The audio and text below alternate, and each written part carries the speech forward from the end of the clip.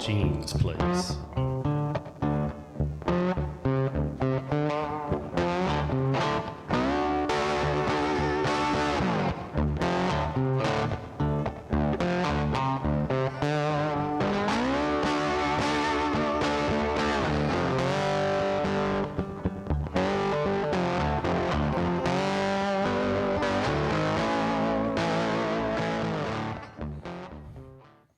Hello, welcome back, everybody. Welcome back. May the 4th be with you. Back. Oh, yes. It is today. It is today. Happy Star Wars Day. Heck yeah, buddy.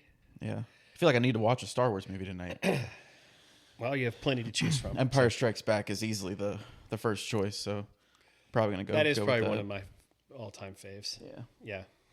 So, I want to circling back on a topic that we have discussed numerous times on here. Okay. But David, the rapper David, Oh, yeah. has finally been arrested for Oh, murder. thank God. Yes, finally been arrested for murder of that 16-year-old girl. She was 16? Yeah, so I was reading a little bit about the prosecution's case against him. Is basically why it took so long is that they were trying to make this as like open and shut as they possibly could, so there's not a lot of loopholes and Building stuff. a lot of evidence Building a against lot him. of evidence, but apparently, I think you or I had mentioned that she and he both had this tattoo on their hand that said "shh."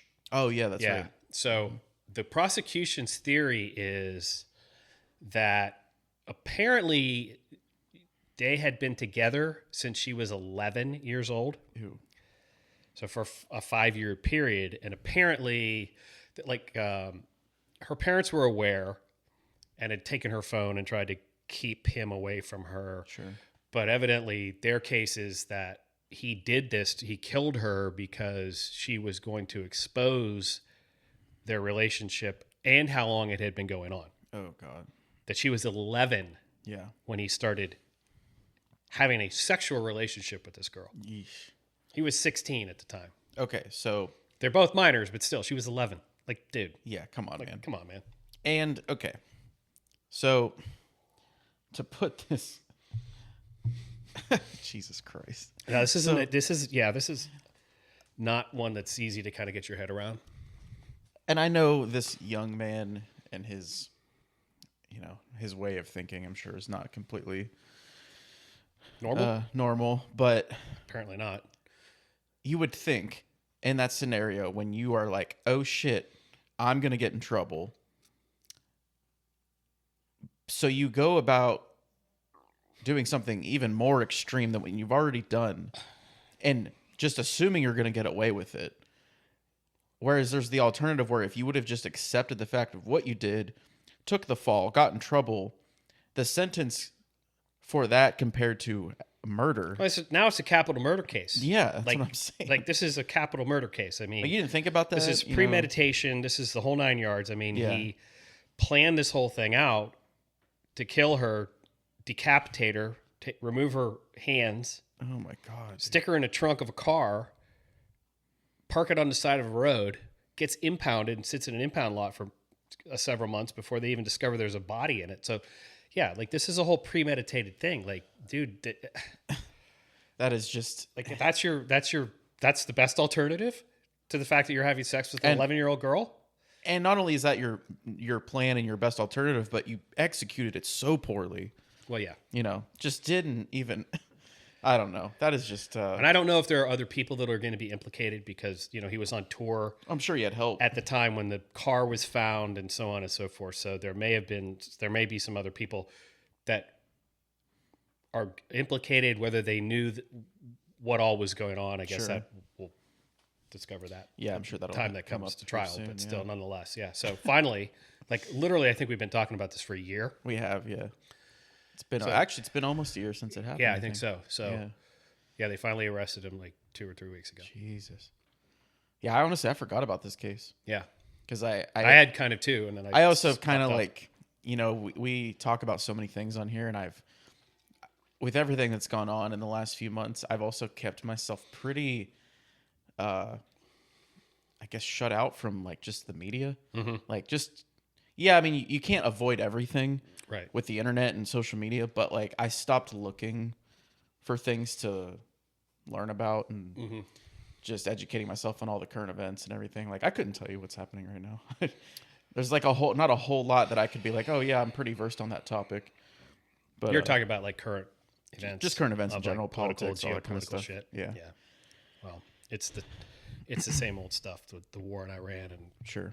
hey, just you should be okay with paying $5 a gallon Mm-hmm. for gas. It's a small price to pay because we are keeping the terrorists at bay. So Yeah, you should be okay with that. Maybe we should talk about that too, a little bit. Well, Because I'm going to actually- get wound up about it. all right, well let's get into it then. Because so yeah, while we're on the topic of gas in general, so yesterday I was on E heading to work. I'm like, I'll get gas before I go in, and I drive a Honda Civic, you guys, 2025 Honda Civic, 10-gallon tank, hardly a 10-gallon tank. Yeah, I was going to say maybe It's like 9 point something, right. when it's like empty too. And I go, I don't know where you all are at in the country, but we do have like Sheets and GetGo and all those things. And at GetGo, they have this thing called Advantage Pay. If you sign up for through their reward system, that allows you to initially link your bank account to your rewards card. And what that does is up on the marquee, like where they post the fuel prices, Yeah. there is the Advantage Pay price, and then there's the unleaded price. So anyone that has that Advantage Pay gets the gas 30 cents cheaper no matter what, which is a pretty good deal. I mean, Yeah. and then on top of that, Absolutely. you gain fuel perks through buying groceries, buying more gas, buying stuff in the store. Like, Yeah. So ultimately, it is a pretty good amount of savings in the end. But just to put this in perspective on what everyone out there is paying for gas right now, this 9.5-gallon tank normally costs me about $22, $25, maybe $30 on a really bad day. Yeah. Okay. Yesterday it was almost $50. Damn. And listen, that was with a 30-cent discount already, with $1.38 off the total. And then Yeah. What's the marquee price? Like $4.99. $4.99, and that's everywhere, $4.99. at least in our Pretty area. more or less. Yeah. Fluctuates within 4 or 5 cents depending on Sure. where you go. But yeah, that's typically the price right now. But I had to fill it up. I don't ever, when I go, I fill. Like I top it off. Yeah. Well, I normally do too. So I drive an F-150, and Oh man. I usually will get gas when I get to about a quarter tank.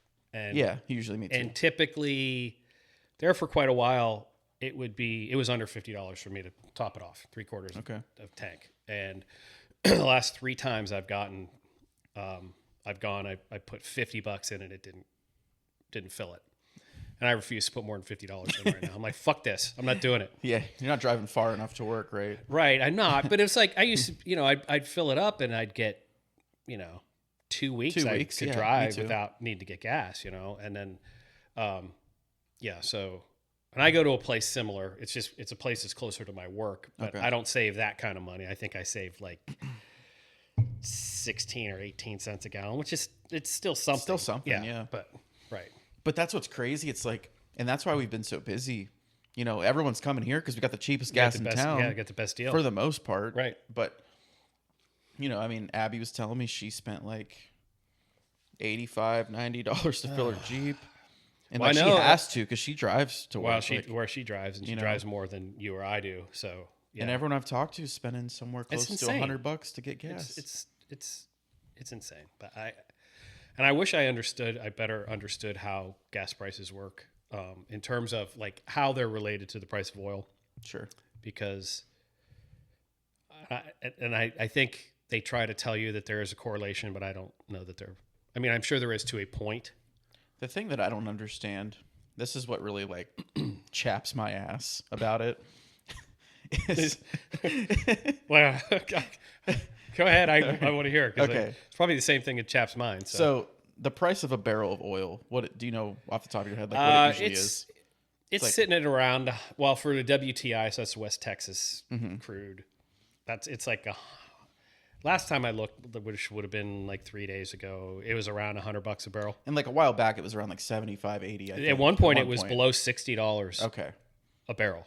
So that's kind of the price we're looking at right now. There's like a $30 to $40 difference in a barrel of oil in the Right. last, year maybe or so? Yeah, not even. Okay. So That's the one thing. So like when the price of the barrel of oil goes up, the gas prices go up, right? Correct. So that's how that works. But what pisses me off about the whole thing is the time that it takes to mine oil. Like it's not happening overnight. Right. The oil, it's already here. Right. Most of it's already in a tank. It's already refined. In a truck. It's already at the on refinery. the way to the gas station. It's already at the refinery being produced into gasoline. Right. That process takes time. So explain to me why overnight or within a week's time we go up. How gas prices can go up like 40 amount. or 50 cents a gallon? Yes. Yeah, I don't know. And that's the thing that pisses me off, because my gripe is the gas that you have in the ground at your station is gas that you got like 2 weeks ago. Exactly. And now you're charging me this because you got a new delivery. And I guess, granted, the price is probably higher, but you're charging me a higher price for gas that's already been in the ground. Yeah.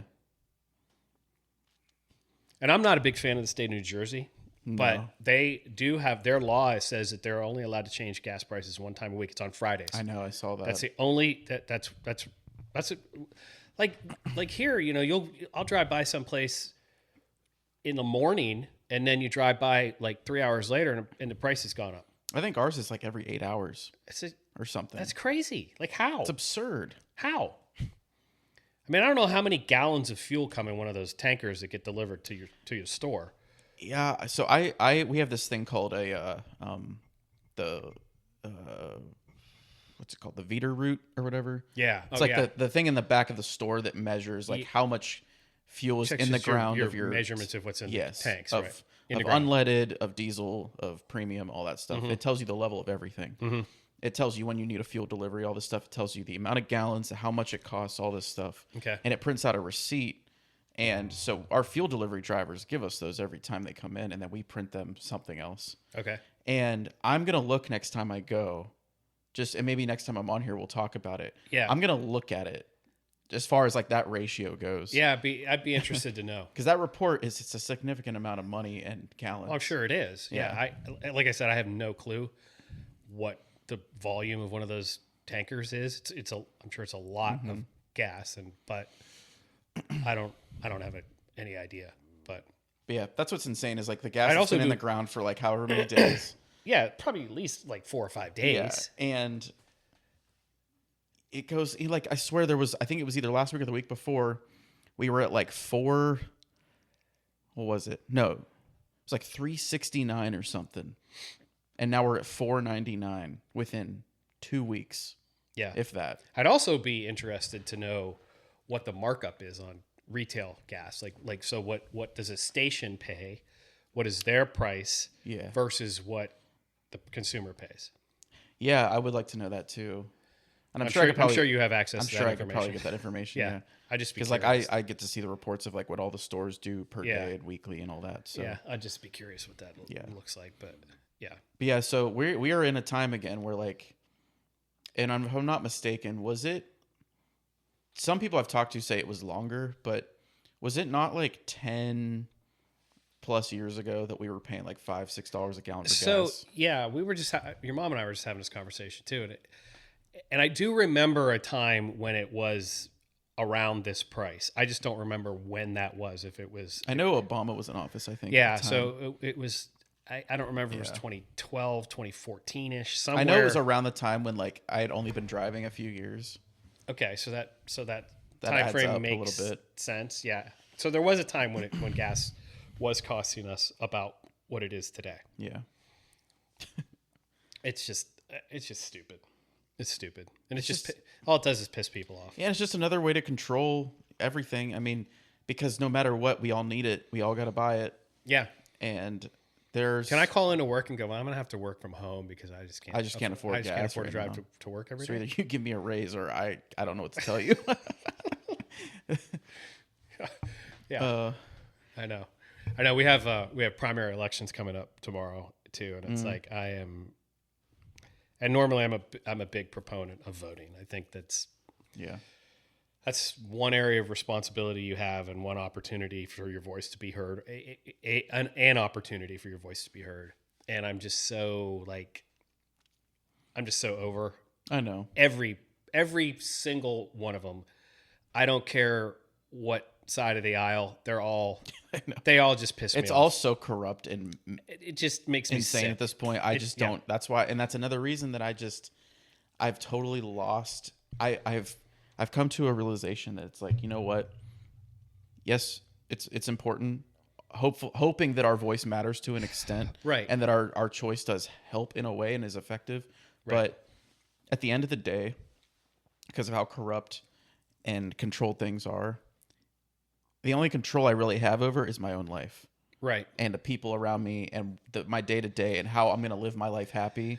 Yeah. So it's like, Yeah, you're I right. might as well just focus on that and You're absolutely not stress about all the politics, all the bullshit, all the corrupt leaders in the world, and just focus on my little bubble and just be happy. Because we're only here for so long anyway. Yeah. And like you said, that's the only thing that you can control. Yeah. It doesn't, how I vote or who I vote for. Okay, whether that person gets elected or doesn't get elected, it doesn't. So what? Yeah. It's not going to matter. Yeah. I can't control what the gas prices are going to be, who's going to be elected next year, whatever. Right. But I can control how I wake up every day, how I decide to live my life. You put on your to happy make face my every money, day, pay right? my bills, and take care of do your thing. Yeah, exactly. Right. And I've really gotten I've always sort of been pretty tuned into the political vibe, and I have always had my opinion. I have an opinion today too, but ever since this war started, I'm fucking done. I've listened to people talk who want to try to tell me that, the Iranians are bad people. I'm not saying they're good people. That's not what I'm saying. Not talking about Iranian people. I'm talking about Iranian leadership. And, but that's the reason that, we need to do this is because they can't have a nuclear weapon. And, they do harbor terrorists and blah, blah, blah, blah, blah, blah, blah. And it's like, okay, but Mr. President, you also told us you weren't going to get into any new wars. Yeah. You ran on that your second time. Yeah, that around. was kind of that was your big thing. You're not going to do that. And now and look at us now. And I've also listened to people like Joe Kent talk about the fact that he was giving surveillance counterintelligence information to the White House that talked about the fact that the Iranians were not close to having a nuclear weapon. And so were they or weren't they? Did we do this because Israel pushed us into doing it? That's what I tend to believe. I think that we are at the beck and call of Israel. And if that's the way that Donald Trump or any other president of this country is going to run things, I'm sorry, you don't have my support. Yeah. Because you shouldn't be doing what Israel wants you to do. You should be doing what the American people want you to do. Yeah, exactly. That's all I can say about it. Yeah. It's so it just makes you feel disappointed in your country and where you're from and who's leading it. And it's I mean, I will say this, that, having been to a lot of places around the world and at a different time, even, having been to the Soviet Union, I still do believe that we live in the best country in the entire world, absolutely. without question. We're able to do things here that, 75% of the people around in the globe can't do. Right. And we are able to live, even though we bitch about $5 gas. Yeah. I mean, it's still a very free country. Right. We still do, for the time being, have a lot of freedom. We do have a lot of wealth, even if you don't think you do. Mm-hmm. Compared to other people around the world, you do. Sure. But some of this stuff I just can't understand how, you can't have and the divisiveness, the divide that has developed in the last 10 years in politics. It's these people spend more time name calling one another and going back and forth at each other's throats than they do about let's provide the American people with the best economic situation that we can. Let's try to do this for the American people. It's they don't get anything done. All they do is argue with one another all the time. They don't get anything accomplished. That's all it ever is. Yeah. It's stupid. It's just a big debate all the time, Fake arguing and gay, whose I dick is guess. bigger. It's like, just like, yeah, God damn. yeah. Like, shit, can we just Yeah. stop being little boys for a second? Yep, just bumping peckers all the time. And it's like, just get something done. Yeah. It's so sad. Stupid. But yeah, so those are my thoughts on that whole thing. It's like, well, there is one thing that I want to like. There's this, I guess it's a kind of like a what's the word I'm trying to find?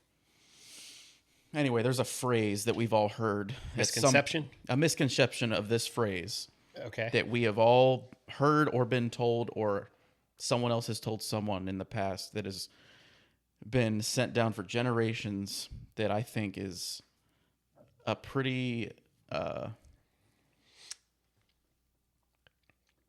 something we need to change. Okay. And it's be a man. You know, you were told, be a man, man up. Yep. You know, the phrase from first, like, if someone says it to you initially, like you get hurt or something, or like you're struggling with something, like, oh, be a man, man up, you know. Yeah.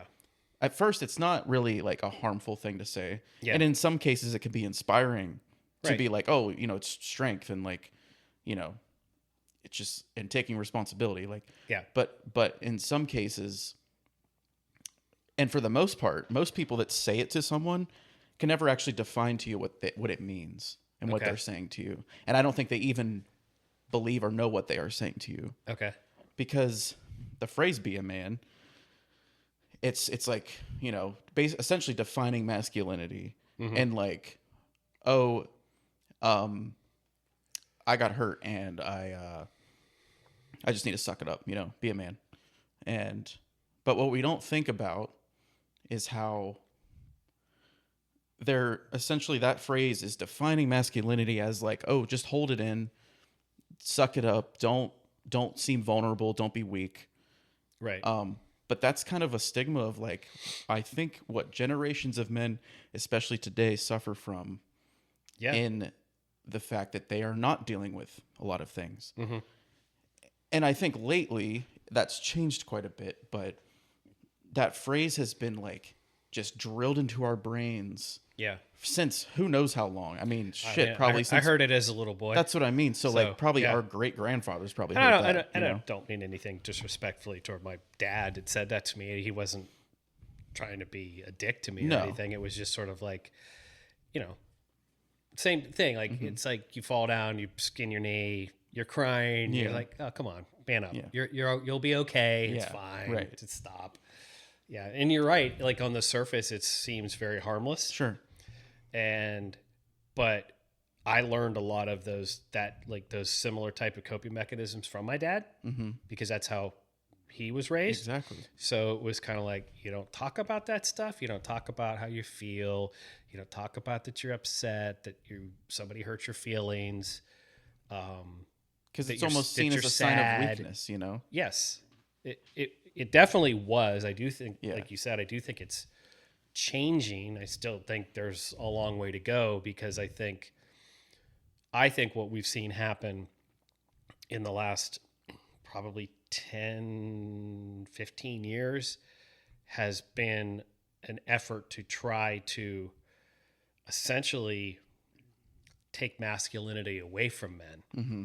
You know, if that makes sense, if I'm making sense, like, because it became like this. You've heard the term toxic masculinity, right? Which we've talked about, and I agree that does exist. It does. I'm not denying that, but so instead of like teaching men how to appropriately manage feelings and discuss them and so on and so forth, we just went the complete opposite end of the spectrum and just sort of said, let's just like quash masculinity altogether. Yeah, and that's not good. And that doesn't do anything either. I think there's a fine line that needs to be drawn in the middle, where I think the phrase "be a man" needs to be redefined as like, you know, take responsibility, accept that you're vulnerable, and that it's okay to be vulnerable, and being able to understand and know how to express your emotions, and without, you know, without like without being aggressive. And exactly, yeah, because like what that. can happen is when that stuff is bottled up, it's almost like a, like a pot of steam with a lot Sure. of pressure, Yeah. over time it's going to disperse itself in different ways where, like, you may become aggressive or angry or, Yep. abusive, or use substances, or like any other things that can cause you, like, you find all these other outlets to deal with the internal problems that you're having, Mm-hmm. whether it's mental, depression, or physical, or whatever it is. Yeah. And it affects everyone around you. Right. And then, like, it comes down to those moments where, like, as men, and I've learned this a lot in the last year, like, some of my closest friends, like, we have all finally lifted that veil of, like, we it's okay to be vulnerable with each other. It's okay to speak your mind and have feelings and express that even to other guys. Oh And yeah. I'm speaking to everyone, even women on here. Like, yeah. it is for everyone, but it is just very when it comes to men, though, it's very looked over, I think. I think it's I do too. I think especially I think men, like we're talking about, like you said, take responsibility, and that's not just like responsibility for your actions and your words, but it's also like the expectation of you as a man in a relationship is that you're going to you're going to be responsible. You're going to sort of make sure things are getting taken care of and handled. And there's pressure with that. Financial stress is a huge thing in today's world, Especially in relationships. and it's a big thing in relationships. And it's like if you're taking that seriously and you're saying, yeah, I want to be the man, I want to be responsible, and it's like, but I don't know how to go about doing this. And if you don't have anybody to talk to, who you can go to and sort of say, like, I don't know what to do here because there's this stressor that's going on in our relationship, and it's focused around money, and money's tight. It's a problem. It's a point of contention with my girlfriend, my wife, my partner, whatever. It gets, especially if you don't know what to do. Like Right.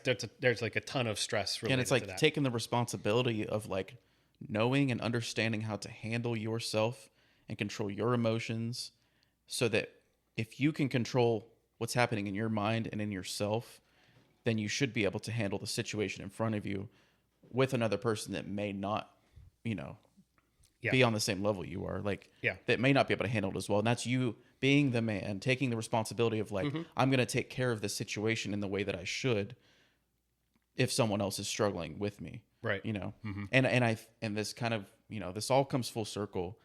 And I think, grief's a big part of this too. For everyone goes through grief in some way, shape, or form with loved ones or friends or whatever it is. And, we've both have lost people, and we know a lot of people who've lost people, and everyone handles grief differently. And in this topic we're talking about, for example, and I've had firsthand experience with this, but I also have friends right now who like best friends who I haven't talked to in, 5 to 10 years, or at least we have, but we don't really talk anymore, and my dad's a perfect example. We went years without talking. And that, it's one of those things where it's like, be a man. Oh, you don't want to be vulnerable. You don't want to be the first person to reach out. You don't want to be like, you don't want to give in, and Yeah. you're just like, oh, life will catch up eventually. We'll have those moments again, but then unfortunately all that silence that's been going on, and that what ifs, and, oh, one of us should reach out, whether it's a friend or a parent or a sibling or whatever it is, you let all this time pass and you let life take over. And then finally that silence becomes permanent. Yeah. Yeah. And then the grief sets in and the guilt sets in, And resentment. being that, like, and yes. all of those things. And all of those things Yeah. can affect everything else around you. So if, like, you go through something like that and now you're feeling guilty about, oh, I should have talked to them more, or we shouldn't have argued over trivial shit that didn't matter, because now all that time is lost over something that didn't matter in the moment. And then you are now struggling internally because you're not understanding how to express yourself. And now that's affecting your wife, your kids, your friends, your family, your coworkers. And think about that on a mass scale of people. Yep. And that's why the world's so fucked up. Like, it's just one of the many reasons, you know. It's Yeah. just another thing. As human beings, we're very social beings, you know, and emotional. And Yes. I think if people, especially men, but both sides, took more responsibility in understanding their feelings and how to express themselves, I think things would start to get easier for everyone, you know. Yeah, I agree. I think one of the things that has that our we as a society do really poorly is listen. Yeah. Like, you know, when you're like talking to somebody, and we all have either they could be your friends or they could be acquaintances or whatever, but we've all had those conversations when you're talking to somebody and you can tell that person's not listening to you. They're preparing what they're going to say next. Yes. You can almost read it on their face. It drives me nuts. And in their eyes, you can almost tell that that person is not really listening to what you're saying. Right. They're preparing the response. And I think listening is a huge part of this, especially for men. I think women are pretty good listeners, especially woman to woman. I agree, yeah. Men aren't always the best Not when always. it comes to that. And I think men need to become better listeners. Yeah. Just like And especially when it's men on men talking. well, yeah, you know. exactly. That's what I'm saying. I Yeah. mean, just let somebody talk. I mean, sometimes that's like half the battle is just being able to talk about it, just to spew it out. Just And to I think say that's it, where you like know? relationships struggle a lot, is where like the man just needs to sometimes, like, honestly, sometimes all a woman wants is just for you to listen Yeah, and understand, and Yeah. that's it. You don't even have to say anything. right. You know, I think silence does speak volumes sometimes if you're just there and listening, like being present and listening. Yeah, And being an it, active, and it goes being both an ways. active listener. Yeah. Like, you can't be like half listening while you're playing a video game or have the TV on Right. or whatever. You know, No, you like got to full be like focus. full engaged, active listening. And I know for my relationship with my wife, that's a big thing that we do is you know is just that. Like, you just, and Friday nights sort of is our night to Yeah. do that. I don't know why. It just sort of has morphed into that. Like, you know, we both get home from work, we pour a bevy, and we sit and talk, and got That's some good. like soft music going on in the background, and we just sit and talk for. Sometimes it's 2 or 3 hours. We'll just sit there and talk about nice. all kinds of stuff. But it's just being able to just talk about the work week, because sometimes, like, during the week, we do have this, oh, how was your day? And it's like, yeah, it was fine. Routine, Right. you know. It's like, yeah. And then on Friday, it's sort of like, oh, yeah, well, I never told you this story, or I didn't tell you about this thing that happened, or how this thing that happened at work made me feel, or Right. or whatever. And that's a really important part of it, is It just is. being able to listen to what another person has to say, and listen with the idea that you could be sympathetic. Mm-hmm. Have a little compassion. Because you we've know? all gone through. We all go through this. I mean, really, if you break it down, we all go through the same stuff. Like, Yeah. at work, in different ways. it's different ways, but it's kind of like the same thing. Like, Yeah. at your job, you probably have some person that is like this, kind of a dick or whatever, or says things that are ignorant or whatever and make you feel a certain way. And it's like, there's all those types of interactions go on every day in our lives, right? And like you said, it's like, I think I think our general response to a lot of that stuff is to be angry. Like, that dude's a dick. Yeah. Like, you don't even know the guy, right? Yeah. He's just like a guy that you work with, but he's just a dick, right? Yeah. He's the dick. Yeah, he's just a dick. And you don't make any effort to get to know him, Right. because he's a dick. Instead of taking like a little bit of like compassion and be like, oh, you know what? Maybe He's maybe having a bad going day. through something. Maybe his mom or dad, or maybe somebody's sick or just died, Yeah, or or someone broke maybe up, they're or, like- maybe his kid's going through some stuff. I mean, who knows, right? Yeah.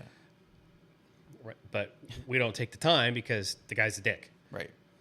And that's just like the thing of like just already having the last word, having like, jumping to conclusions, and Oh yeah. Mm-hmm. instead of just sitting and listening and taking in the moment. And like, lately,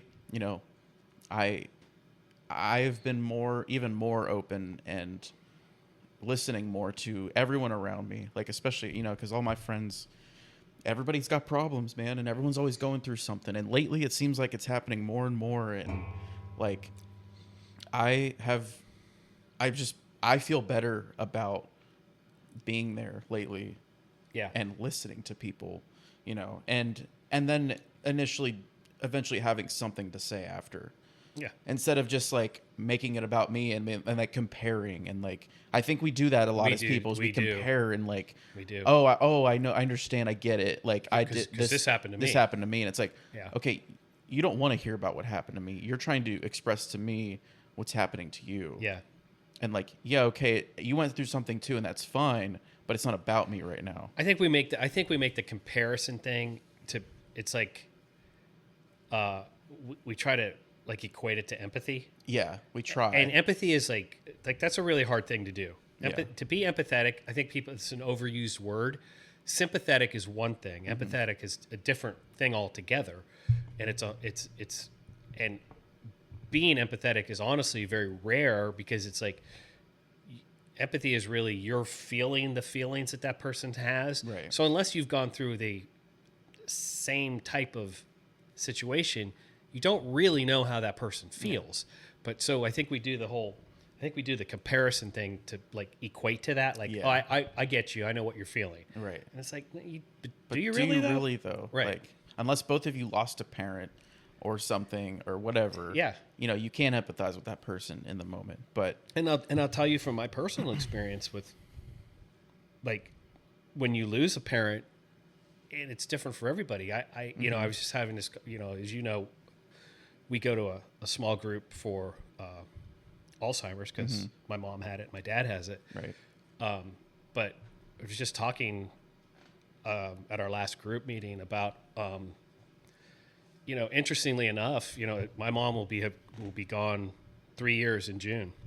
That's crazy. And I've never really grieved her because, and I know that's going to it sounds silly, but, you know, when she passed away, everything just sort of took off for needing to take care of the stuff that my dad was going through. To like handle all of And the handle situation. all of that stuff. So like that was what I was doing.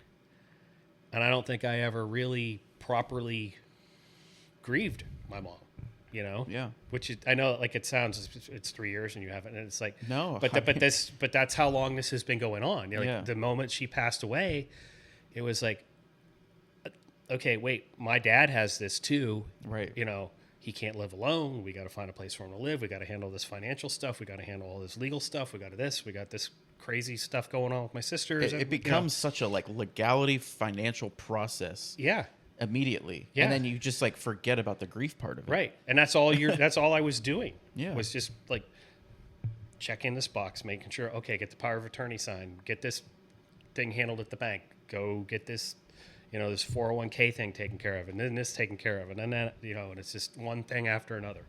I know. I mean, I guess I can empathize a little bit, but like my dad's been gone 6 years, and it's like, I don't think the grieving process ever really ends. Yeah. But I think it's just like there's stages of it, and then there's certain steps of dealing with it in certain ways. But at the same time, I personally feel like after 6 years, I am finally like, I don't get upset about it anymore. Like I don't get sad about it. Yeah, I miss him. Sure. And it's like, Yeah. but I'm trying to figure out how to word it. But it's like, it is just keeping their memory alive at that point. But I don't think grieving happens within like a year or two. Like I do believe it takes, you know, some people it takes longer. I mean, some people go 10 years. There's no textbook and, you know, for what that process looks like, No. or feels like, or what it is that you're supposed to do. You know, I mean, there's no instruction manual to life and death. right? You know, I mean, Or it's- life in general, right? It's all about just, I mean, that individual personal experience with it. I mean, Yeah. what relationship did you have with that person? Right. How are you as a person, like with yourself? You know, it's like, What's your friend group like? Like, what's your relationship with your family? Like, that all matters, you know? Oh yeah, yeah, big time, big time. So, Yeah, but yeah, I think circling back to like the whole "be the man" phrase, I think over generations it was passed down in a way, and I'm not saying that it's a negative thing, but it can it be. had a, but it had a negative. I'm sorry to cut you No, off, go ahead. but it ended up having a negative effect on people without that ever being. I don't think that was ever the Never the intention. intention. Yeah, exactly. Just like with anyone that says it, I don't think they really believe or understand what they're saying. Mm-hmm. You know. Yeah, and in a moment, there are moments where it's like it can be a joke, or it could just be like Yeah. a nudge, you know, Yeah. Yes. like a harmless thing. Right. But when some people do say it with a meaning behind it, it's never defined in the moment, Yeah, it's a good point. you know. Yeah, it's a good point. Because, like And I then said, depending on that person, for me, it was just like if you were hurt and crying. yeah, right. It's just, Yeah, it's like, come on, be a man, suck it up, quit you know. crying.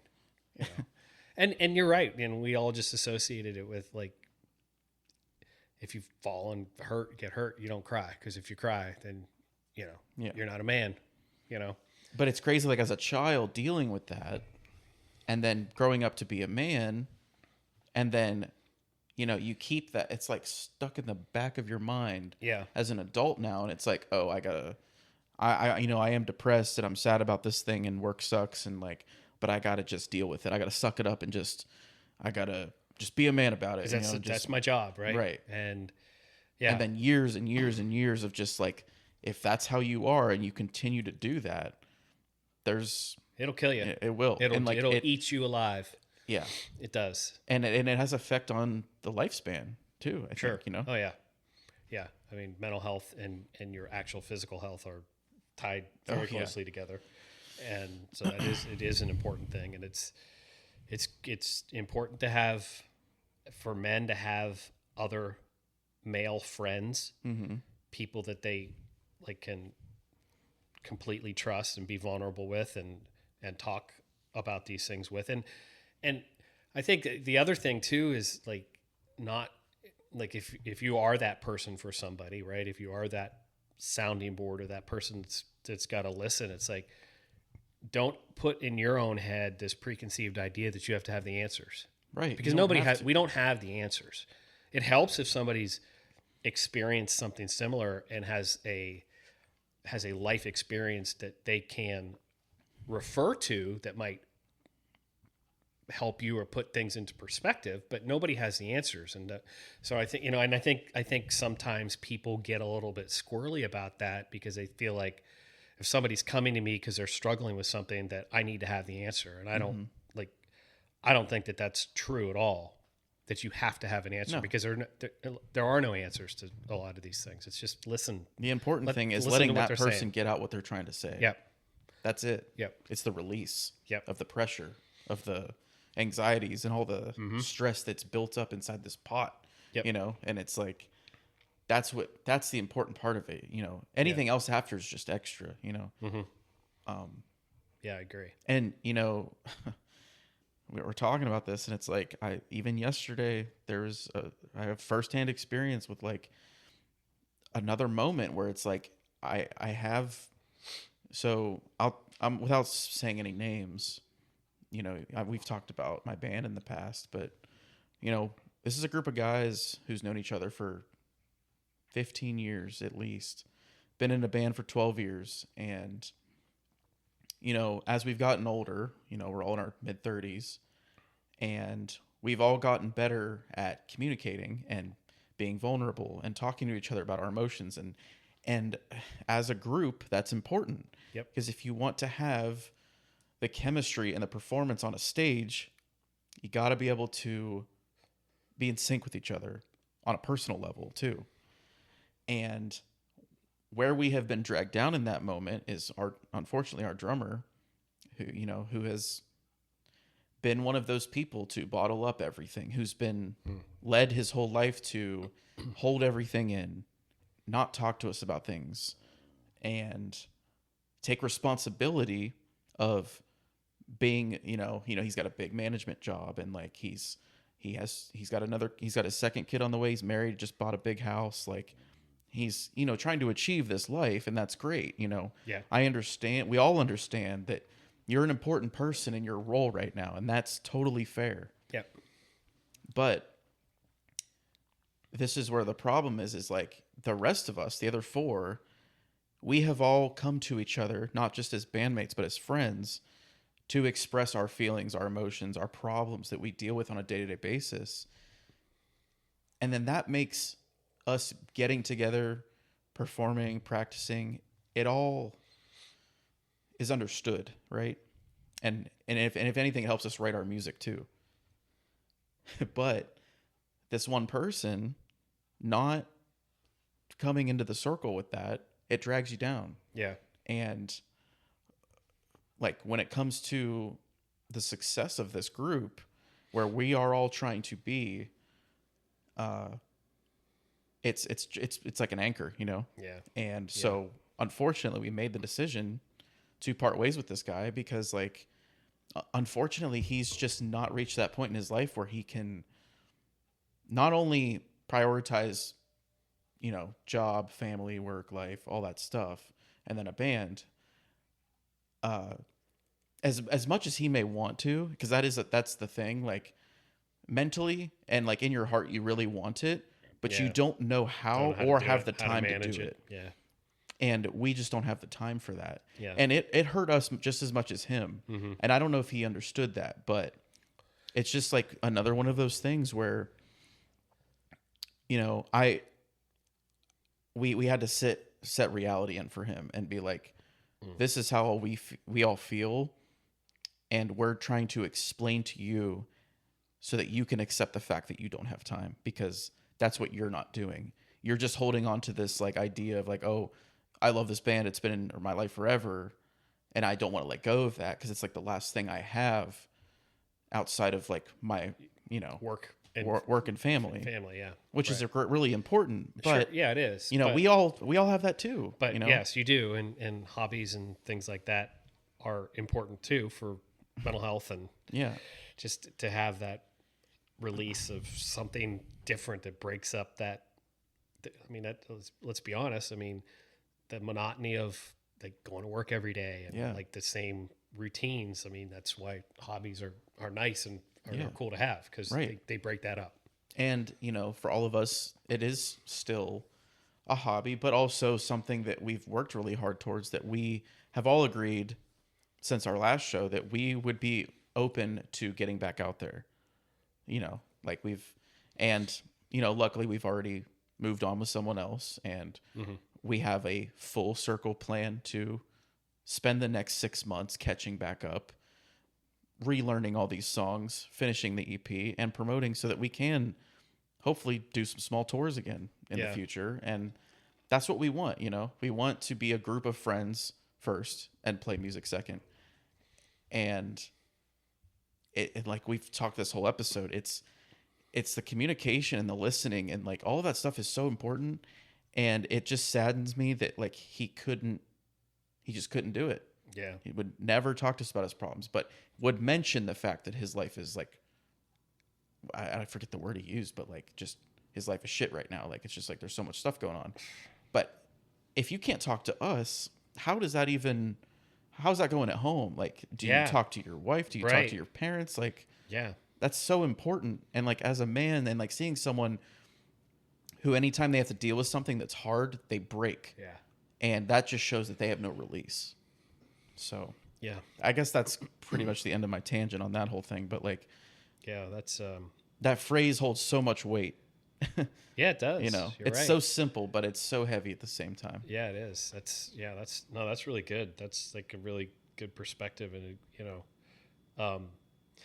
like you were talking about this particular individual, and he has this big management job and he buys this big house, and it's like that's what society has taught you to do, is to chase these things. And it's like, and then you look at him and he's like, I'm miserable. Yeah. Okay, but then why are you chasing that stuff? Why are you doing that? Like, you got the big job, you got the big house, you got the big wedding. Yeah. You have 2 kids now. So what? So and that where's has the happiness in all and that? that hasn't satisfied you. So then what? So what's you got to look inside. You got to do That's some definitely seriously something dig deep down inside and say soul-searching inside yourself. what is going wrong here? Because Yeah. there's obviously something that's not the way it's supposed to be. Right. I don't know what that is, but something. I don't either, but I do hope the best for everyone out there that's dealing with stuff like that. Like any of you, I mean, we all struggle with something. Mm-hmm. Doesn't matter how big or small it is.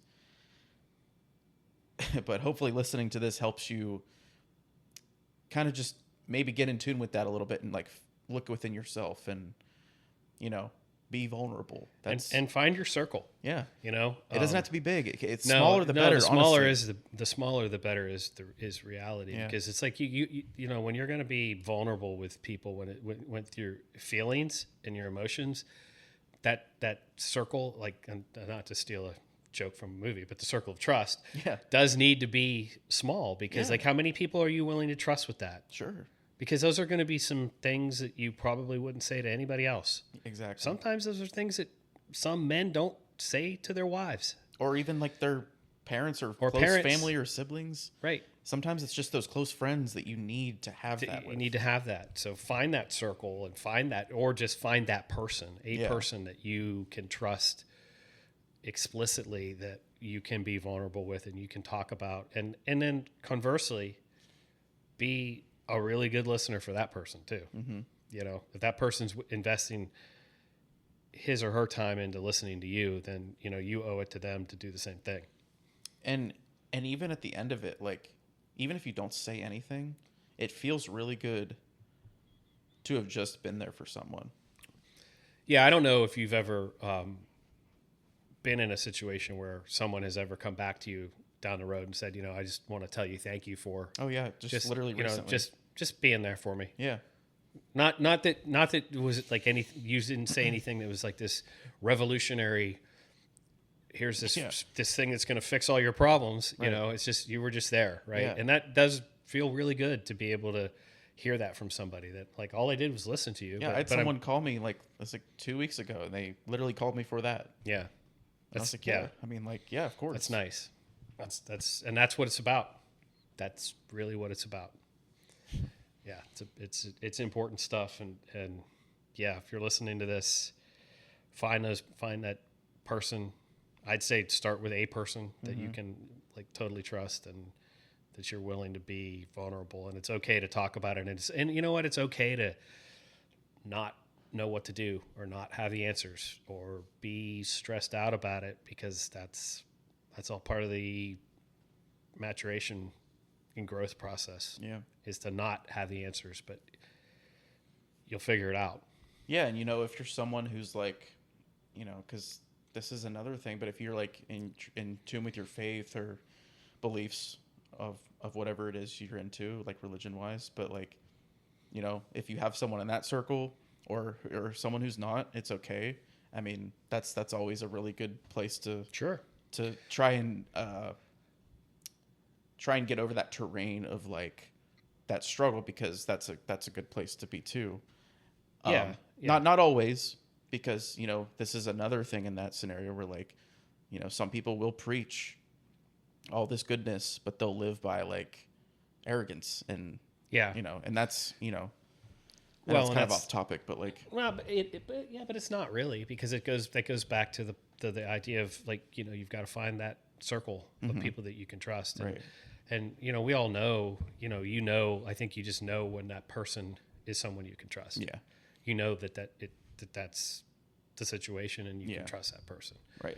And so it is relevant to, and I do think that like the spiritual side of it is extremely important too. Yeah. Because I think some of this process is also an individual processing thing that you need to take time, like whether it's prayer or meditation or quiet time, whatever you want to call it, just to be able to just find a few minutes every day to just sort of decompress, put the phone down, shut the TV off, and just look inward and just that helps with It helps so get much. stress, release stress, and just relax. And it does help you get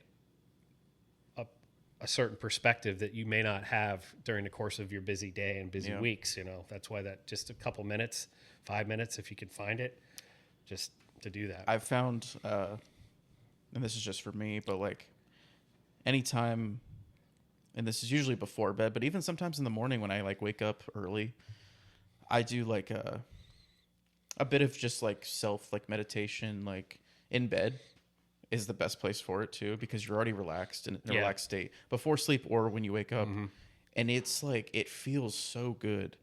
And a lot of the times I'll have some kind of like, I have like these like sleep, I've talked about it before, these like sleep channels I listen to of like music and like atmosphere and like ambient stuff, you know, which just helps. gets you in like the right It frame just of gets you in the right mind. headspace. You know, it calms your nerves, your breathing slows down, it slows your heart rate. Yep. And then you're able to just sit there and reflect.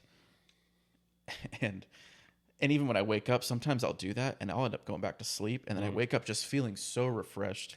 Yeah. And it helps start the day and it just keeps you in a really good space. And Yeah, I tend to do that at night before I go to sleep, but I wish I could do it in the morning, but it's like, you know, I'm just like, my morning routine is just like, it's just like, you know, like I'm like everybody else. Like most people are not like super excited to get out of bed. Sure. You know, so it's like, it also helps that I don't work an early job either. Like, yeah, I'm a night owl right now. So like, yeah, my mornings are, to steal a quote from a show, mornings are for coffee and contemplation.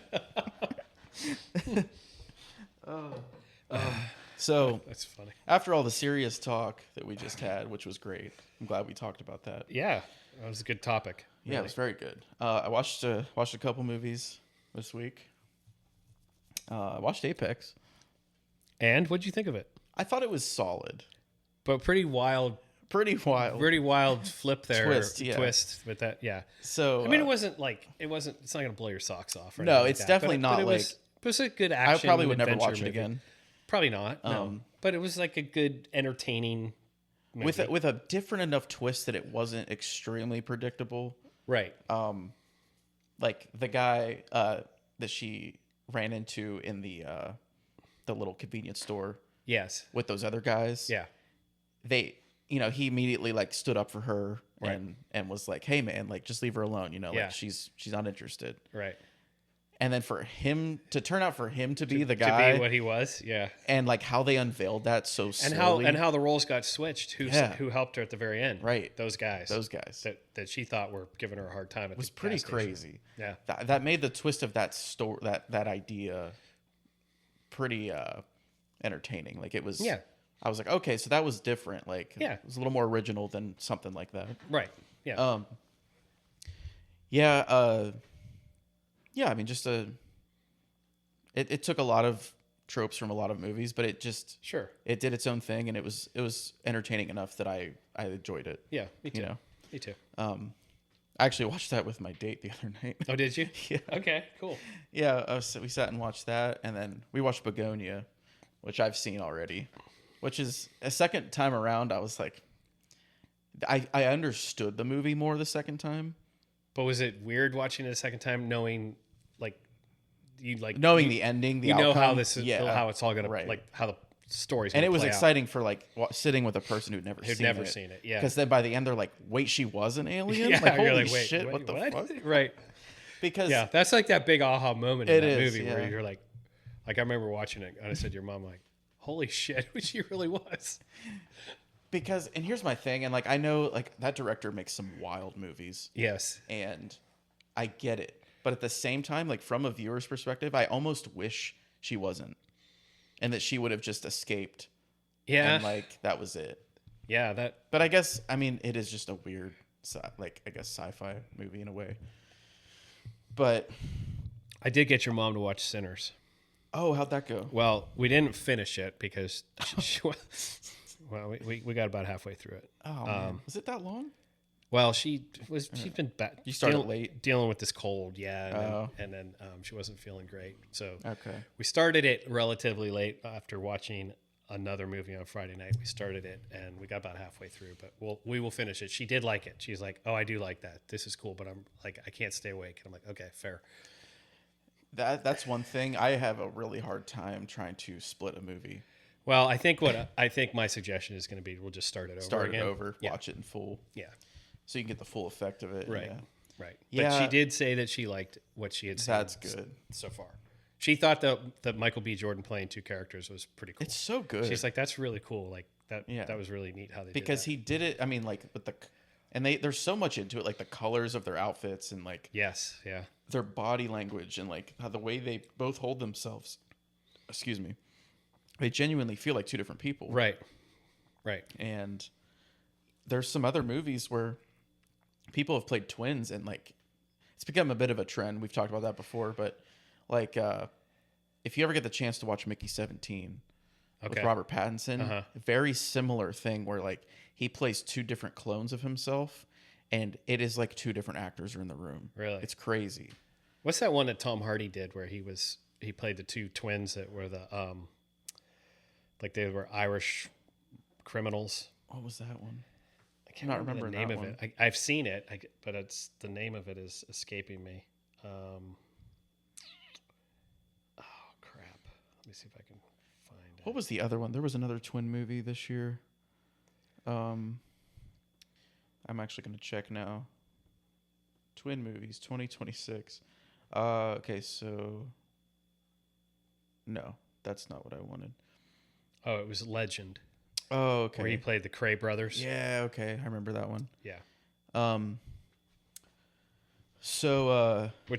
Which he did a very good job of portraying those two people because they were also like in real life they were very, even though they were twins, they're very different. Yeah. In how they acted and conducted themselves, even though they were both criminals. Right. Yeah. but they were very different. That's crazy. Oh, so I'm watching a show. I don't know if you guys would like it or not.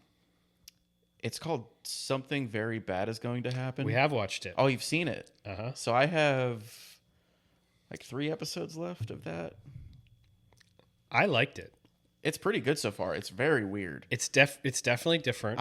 I still like don't know what's happening yet. I'm Yeah. like 4 or 5 episodes in. Yeah, it is definitely weird and different, but I did like it. I thought it was pretty good. Nice. Honestly. Yeah. Did you I finish did Beef? finish Beef. Yeah, that was great. Isn't that crazy? I thought it was good. The way it wrapped itself up. Yeah. Yeah. That was crazy. Like, and I never would have expected that Austin would have like just said, "Nah, I'm just gonna take the USB thing back to the chairwoman, Yep. and then so he can get the big job. You know, she Right. gets the big job, and Sure. he gets to be the stay-at-home dad. And Yeah. so they have the job that the people in the beginning of the show had. Right. And then Oscar Isaac just ends up in prison, and Yeah. but he also like I also liked that him and his wife kind of had like a almost closure in a way. Yeah. Like without speaking. Yes. You know, I actually liked that. Yeah. I had the feeling it was going to end in catastrophe, and they were just going to like hate each other. Someone was going to die or something. I kind of it felt that way to me too. But it was like, yeah, I did enjoy that. That was good. Yeah. That whole situation though, when that one guy was trying to hang him, Oh my god. Yeah. and he ended up killing that guy. That was crazy. There were some like weird like goofy like Jackie Chan movie moments in There it. were, You know, like yeah. when the like the security people came in, like when everybody was in Seoul at the whatever that place Yeah, was, where that the they were- doctor they did all the plastic surgery crap, Yeah. right? And they're like prepping everybody, and then like the security people bust in, and it was like something out of a Jackie Chan movie. It was Yeah. like really like goofy. That was wild. Like yeah. weird, but Yeah, there was like a whole like one shot fight scene. yeah, It was yeah. almost like it And almost it's had like like somebody that, hit somebody with like a tray. on Yeah, the head that or was whatever. It was crazy. like Keystone Cop kind of shit. It Yeah, was weird. it was. It's like, what the hell's happening? That was crazy. And you probably wouldn't watch this, but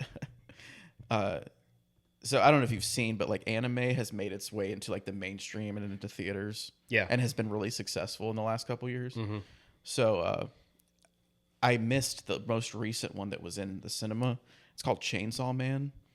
I haven't even heard of It's that. wild. And the movie just got put on streaming today, and I watched it, and it was crazy. It's out there. Like you would see this and you'd be like, "What the fuck is this?" Oh my god. But I'll go real quick. Basically, this kid who's like in the show down on his luck. He like is poor. He like lives in a shed with like his dog, and basically, he gets killed, and this like demon dog is what it is.